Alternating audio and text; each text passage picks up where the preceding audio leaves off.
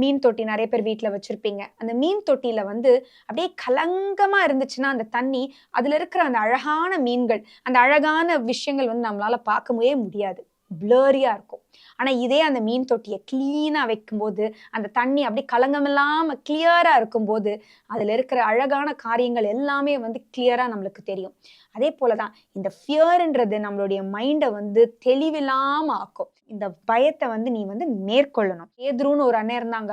அவரு என்னன்னா, அவ்வளோ ஒரு பயந்த சுபாவம். ஏசப்பாவோட தான் வந்து படகுல போறாரு. ஆனாலும் என்ன செய்றாரு? ஐயோ! நாங்க மடிந்து போகிறோம். அதே போல இன்னொரு தடவ ஏசப்பா சொல்றாரு, நடந்து வா தண்ணி மேலன்ட்டு. ஒரு கால் எடுத்து வைக்கிறாரு, அடுத்து கீழ விழுந்துடுறாரு தண்ணிக்குள்ள. இப்படி ஒரு பயந்த சுபாவம் உள்ள ஒரு மனுஷன், அ அ பரிசுத்த ஆவியானவர பெற்றதுக்கு அப்புறம் எவ்வளவு போல்டா நின்னு, எவ்வளவோ பேருக்கு முன்னாடி வந்து பேசுறாரு. அப்போ அந்த பயத்த அவரு மேற்கொண்டார். பரிசுத்த ஆவியானவர் உங்களிடத்தில் வரும்போது நீங்கள் பலனடைவீர்கள்.